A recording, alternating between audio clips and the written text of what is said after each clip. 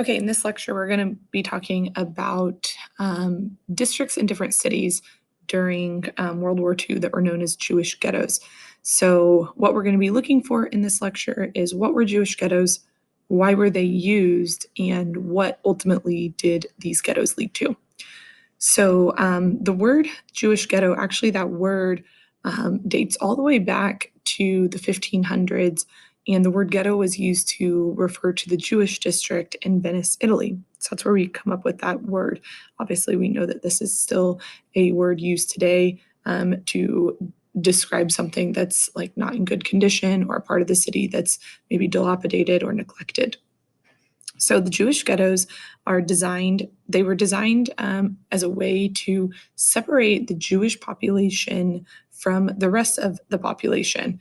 Um, Sometimes you would have Jewish ghettos in Germany, but typically they were outside of Germany because the Germans did not want the Jewish people in Germany. So they're going to push them out of Germany into Jewish ghettos in occupied territories. This would be places like Poland or Czechoslovakia, all over Europe.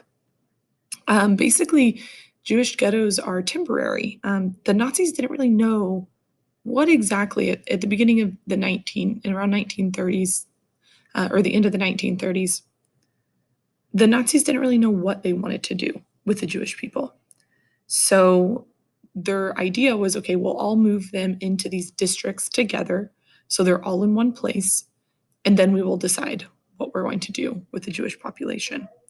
Some Jewish ghettos people were only there for weeks. Others were set up very temporarily, but other ghettos, the larger ghettos, such as the Warsaw Ghetto or the Lodz Ghetto, those were in Poland, and those lasted almost the entire duration of the war, 3 to 4 years.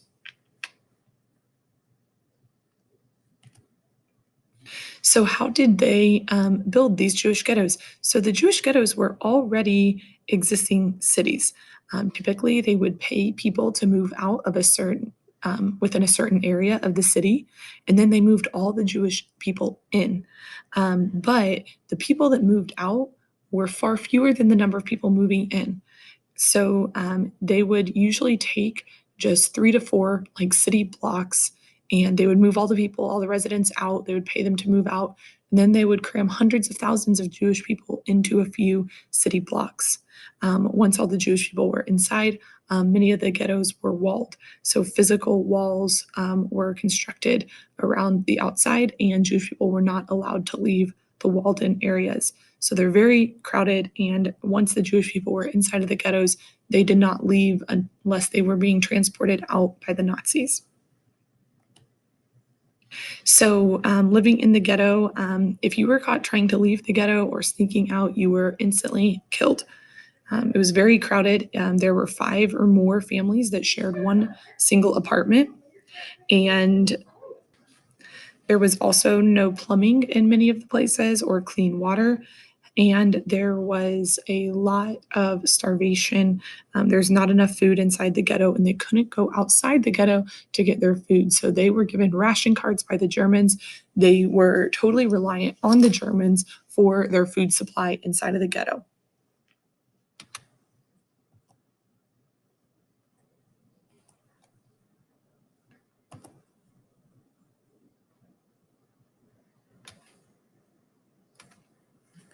Okay, so in this picture here, you can see some of the crowds inside of the ghetto. You can see here's the wall, and then you can see how many people walked inside the ghetto. Here's how they would build physical brick walls, or sometimes these walls would have barbed wire on the top. This is a wall being constructed around a certain ghetto. You can tell here are children inside the Lodz Ghetto. They're all marked with, you can see the Star of David on the outside of their clothing. This is one entrance to the Lodz Ghetto. This says Jewish people forbidden beyond this point. So this would be right at the entrance. You can see guarded here by a police officer. So what's important to know about the Jewish ghettos is once they were in the ghettos, typically there would come and there would be mass transports out. The ghettos made it really easy for Jewish people to be transported to concentration or extermination camps. Okay, they would have what are called roundups. They would round up people based on their last name. They would all line up, get on a train that usually ran right inside the ghetto, and then they would all be moved to a camp of some sort, typically extermination camps. And because they had moved all the Jewish population of Europe into these spaces throughout Europe, they knew exactly where everyone was. So, again, the ghettos are a temporary measure, and eventually they lead to people being rounded up, transported out of the ghettos to concentration or extermination camps.